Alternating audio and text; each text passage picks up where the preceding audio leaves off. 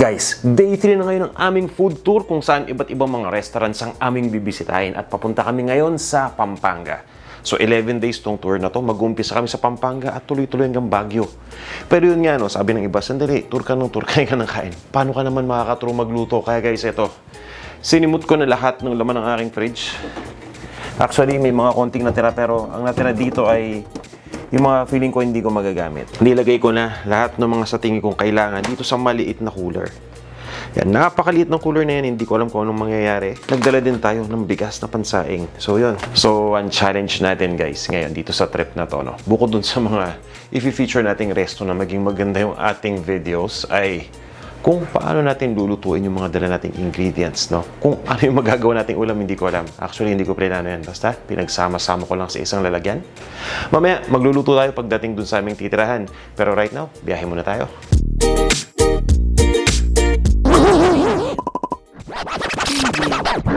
Pabili po mantika. Okay guys, may mantika na ako. Ayos na. Pwede na tayo magluto mamaya pagkatapos itong tour. Oh, lakad na muna kami at medyo malilate na.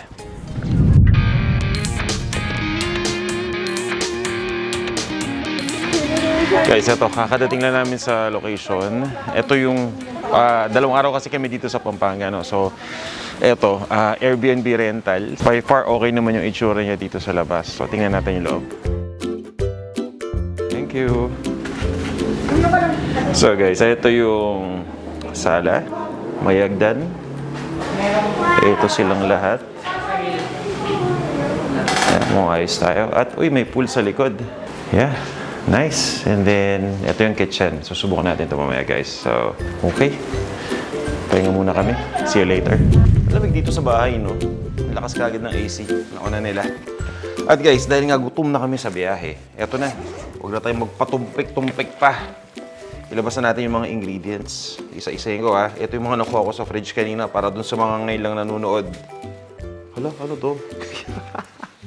Napisat yung ugat ng dahon na sibuyas. Okay, green onions yan guys. Okay, mag-alala. Marami pa tayong masasalba sa gitna na maayos dyan, ha. Uy, yun, pork belly. Siyempre, no? Sibuyas. Alam niyo, sa sobrang pagmamadali ko, pinagsama-sama ko na lahat. Tsaka isa lang yung lalagyan ko. Kaya nakagkabasa-basa na. Pero okay lang yan. May mga plastic bags naman. Okay guys, ha. Medyo barumbado tayo ngayon na pinagsama-sama ko na lahat. I want to apologize in advance. Huwag kayong mag-alala. May masarap tayong maluluto dyan. Madalian to, eh. Guys, manok. Boneless chicken breast. Ah, laban na to. Dala pa ako ng luya. Bell peppers. Katakot-takot na bell peppers ang dala natin. At siling haba. Ano kayong maluluto natin dito? Sige, hilera na natin. Tapos tsaka ako maglilinis. At may bawang pa ako. Kanina ko pa hawak. Pero ang lamig talaga guys. Alam nyo, parang madali, mabilis, at uminit ang pakiramdam. Dahil nga malamig dito. Sandali lang. Mag-iisip po na ako. Sisiguro din ko na kompleto yung ingredients, ha? Oh! Nor chicken cubes to. Ito pa, guys. Marami pa akong dinala dito, eh.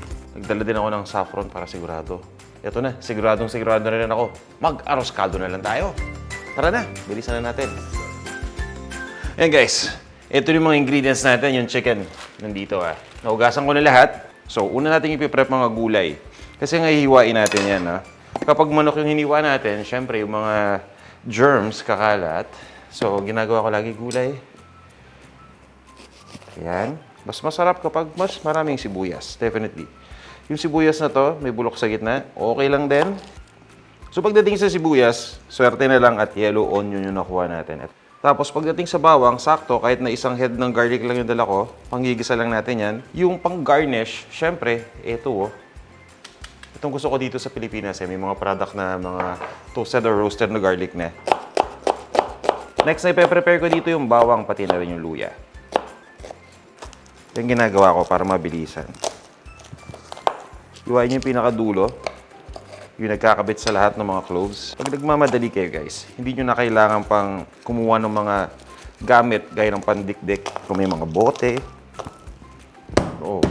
flat surface, okay na yan. Nagmamadali ako kasi gutom na yung mga kasama ko.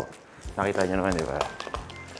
Lahat na lang gagawin. O yan, may nanonood na dito, isa. Yung iba na dun sa hagdan, nakasilip na Tapos yan, pupunta din kami sa kainan. So, kakain din kami. Ganyan kami kasaya dito sa team, guys.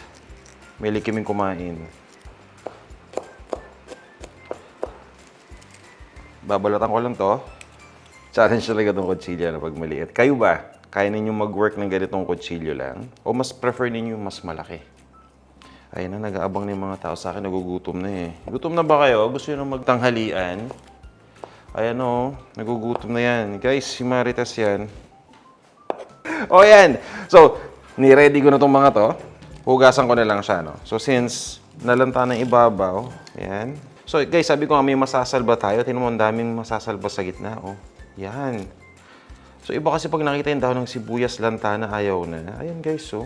Tapos, i-chop ko to mamaya. Magigisa muna ako at habang nagigisa, yung chicken naman yung lulutuin ko. So, guys, eto ha. Sineseparate ko lang. Yan, mas maganda pa rin syempre na yung bawang yung unahin natin para nung sa ganun, maging roasted. So, para mag-brown. Kasi nakakatulong talaga para mas mapasarap yan. Itatabi ko lang dito, nagpainit na ako ng wok. Ang bawang natin. Kaya ako siya inuuna. Bayaan nyo na may kasamang sibuyas, okay lang yan. So, lulutuin ko lang ito ng dahan-dahan hanggang sa maging golden brown na yung kulay. Mas gusto ko yun. So, yan. Maghiwala ako ng chicken. So guys, chicken. Boneless chicken breast. Siyempre, pwede kayong gumamit ng may buto. Bakit boneless? Wala, ito yung naiwan doon sa fridge. Sayang naman. Diba? Pag iniwan ko ng 11 days sa freezer, I mean, pagbalik ko may chicken pa rin. Pero, kaysa bumili ng pagkain kung saan, lutuin na rin natin to. Panghiwa. And again na guys, itong ating lulutuing arroz caldo, sa tingin ko, magiging sobrang sarap dahil dun sa saffron. Pero nakita nyo naman tong preparation natin, ano? So, yun guys, okay na to. Yan. So, at this point, nakikita ninyo, di ba? Unti-unti na nagba-brown. Para sa akin, okay na yung ganyan. As long as talagang may part siya na nagba-brown. Since nagmamadali na ako, ilalagay ko na lahat.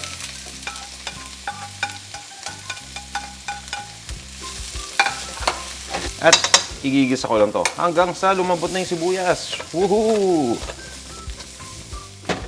Ayan. Ito na yung chicken. So guys hindi porket boneless chicken breast ang gamit ko, yun din yung gagamitin ninyo So pwede kayong gumamit dito ng chicken na may buto.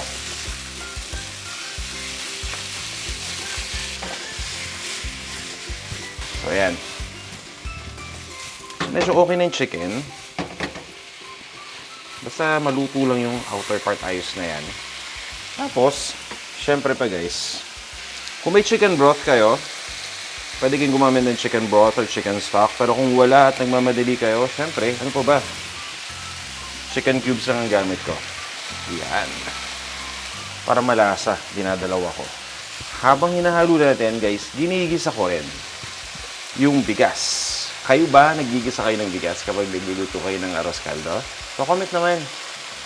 So, yun guys, pagkagisa ng pagkagisa sa bigas, sandali lang yan. Wala ko ng tubig.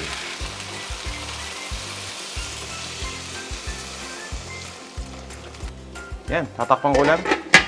At pabayaan lang natin kumulo yan. Once sa kumulo, ituloy lang natin ang pagluto habang hinahalo once in a while hanggang sa maging porridge-like na yung texture nung bigas natin. Okay guys, so maglagay na tayo ng saffron. Ang bango nito. Ito kung special, ano? Kapag naglagay tayo ng saffron sa arroz caldo, saan ka makakakita ng arroz caldo na may saffron? Bibihira lang yan. Sobrang special ng ingredient na to. Ito yung nakuha ko doon sa kusina. Kaya sigurado magiging masarap ng ating arroz caldo. Kumpara sa kasuba, napakabango nito. Yan. Alam niyo ba guys na ang saffron, kung hindi man siya yung pinakamahal na ingredient ngayon, ay isa siya sa pinakamahal na ingredient. Kaya konting-konti lang nahibla ng saffron, okay na yan.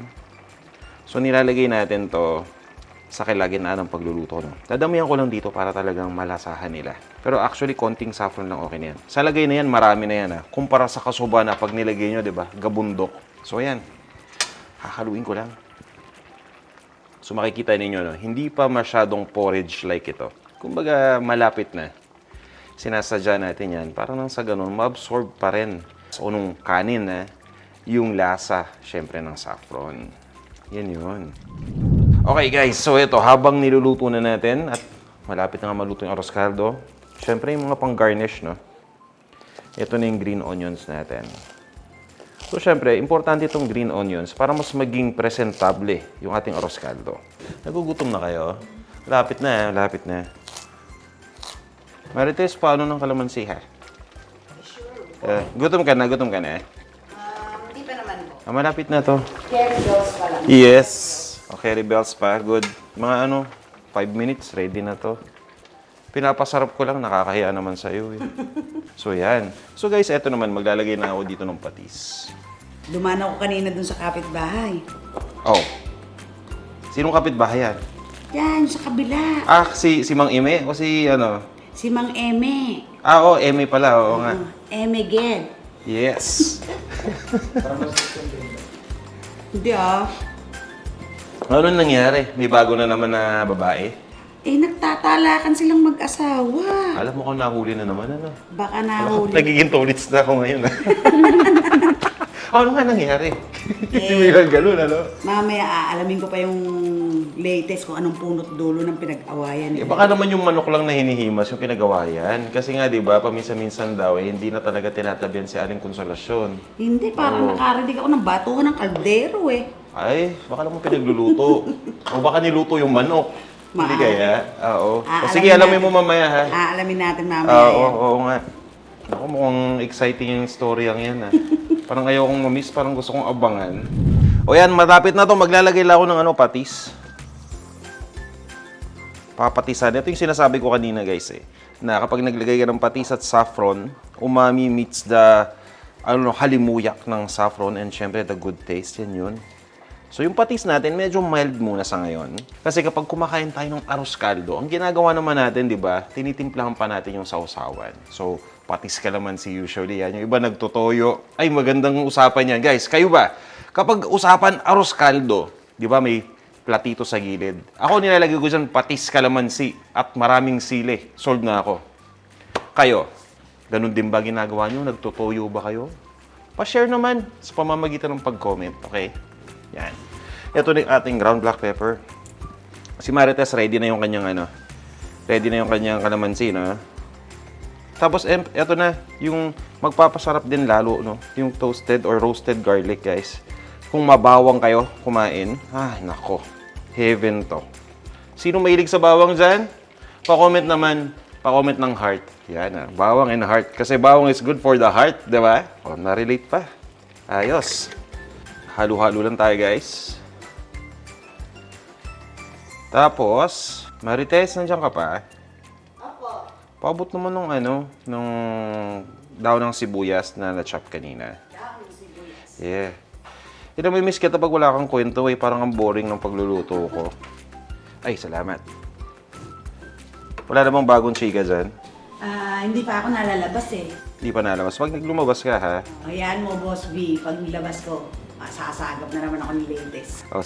Sige. Pag namamalengke ka mamaya pala. Kasi galing lang sa bahay itong mga dinala natin para pag magluluto tayo mamaya. Tama. Kasi ako, nangihina ako pagka hindi ako nakaka-cheese. O, yun na nga nasa Angeles kami ngayon. Hindi kami taga dito, guys. So, tingnan mo, malupit talaga to si Marites Mamaya may tropa na sa palengke yan. May kilala na yan. Tapos mamaya nandito na rin. Sino gusto tumikim? Sige nga, patikim nga ako niyan, Boss B. O sige. Pero hanap tayo lalagyan. Kinuha mo lahat ng mga lalagyan. Ayun, meron pa pala dito. Malinis kaya to? Hindi pa natin nahugasan Gasan naman natin. Oo, para sigurado ako na magugas. May naisip ako. Dapat special pagdating sa'yo. Diba? Kaya, ito na. Ang arroz caldo para kay Marites. Para naman malakas sumika mamaya, malakas sumagap. Kasi pag gugutumin kita, hindi ka makakasagap, hihina yung radar mo. Diba? So, dapat laging malakas. Guys, Siyempre dahil busog pagka Siyempre. nakapag-chismisan, di ba? busog-lusog. O yan, tapos dadagdagan pa natin ng bawang. Ganito ako kumain ng arroz caldo. Maraming dahon ng sibuyas. Hala, tapos, kinalamansian pa. Siguro naman, okay na to.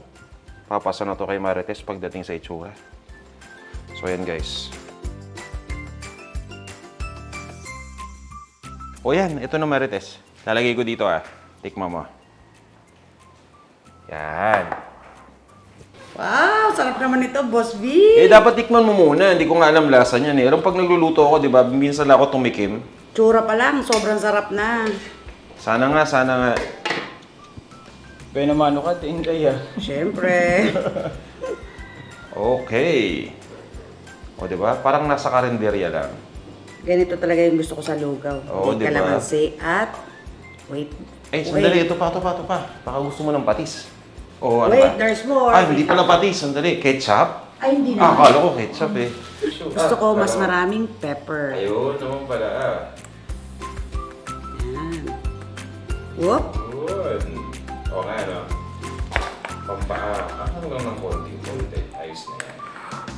Tignan nga natin ang arskado ni Boss V. Wow, sarap. Unang subo. Nakuha ka talagang tubig. Masarap ang kain mo. Harap. Sarap. Panalo.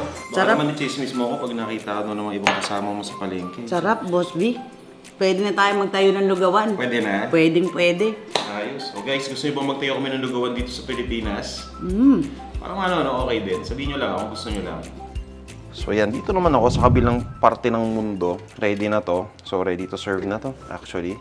Ako naman titikin. Hindi ko na babalik tong kutsara dito. Para lang matikman. Pwede na. Yes! Yun naman. So, Ate Marites. So good. Guys, kain na kayo. Manananghalian na tayo at lalakad pa. Itong mga to, yan, pagkadating panay cellphone, parang mga teenager, cellphone ng cellphone. Yan, kain na kayo. Oo, tara na. Oo nga, may nagtatago pa eh. Kain na. Halika na. Ayos na to, kanya-kanyang kuha na lang tayo. O guys, ganito kami dito, karo. Walang keme-keme. Naitawid natin yung arroz caldo, no? Nakita nyo kanina. Kahit na sinalansan lahat, no, sinalpak lahat doon sa isang maliit na cooler, eh, mukhang okay naman. Si Marites ang nagpatotoo, tinikman ko naman. Mukhang ayos lang. Sarap sa... Ang sarap pag may saffron, no? Pati yung sa amoy, no? Iba talaga. Tapos, tinadtad pa natin ng bawang. Yeah, I like the taste. You like the taste, right? Very, very well. Sigaw ko pag may saffron. Next naman. No? Ayan. Oh, kumuha na kayo. Ayan na. Kasama nga pala natin dito si Coco Martin. Oo nga pala, si Coco Martin, nagtatanggal na. Ayan na. Yes. That's Coco Martin for you guys. O si Coco Martin, makikita niya sa Marilao. Ay, Coco Martin. Coco Melon pala yan dito. Si Coco Melon.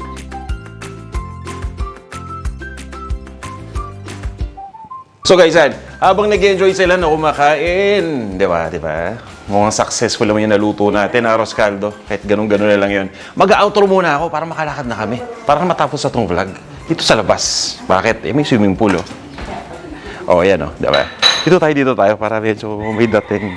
Ayan. Hey guys, matanong ko lang kayo. Okay ba yung mga ganitong format? Yung mga raw lang? Para at least, diba, makita yung mga kuwelan na personality, yung mga core na personality. Okay lang naman. Ang gagawin namin kasi ngayon, nandito kami sa aming third day nga ng food tour. So, nagbibisita kami sa iba't ibang mga restaurant at nagkataon na nasa Pampanga na kami ngayon. Tatahakin namin. So, nag-umpisa kami sa Bulacan at hanggang Ilocos kami niya. No? Kaya tuloy-tuloy itong tour natin. No? So, kung gusto nyo itong ating ginagawa, guys, kung nag-enjoy kayo, pa-comment naman kung okay itong ganitong raw video format. At dun sa food tour naman, guys, abangan ninyo. Tapos mag-comment lang din kayo kung okay ba yan. Dahil kapag naging successful itong ating food tour, mag-feature tayo ng mga restaurant, ng mga home cooks. Hindi lang simula dito hanggang Ilocos, bababa tayo, no? Down south hanggang Davao City. Wow, ang sarap dun. Okay, guys, paano? Magkita-kita tayo sa ating mga susunod na videos. Ikot ako ulit. Yan. Hanggang sa muli.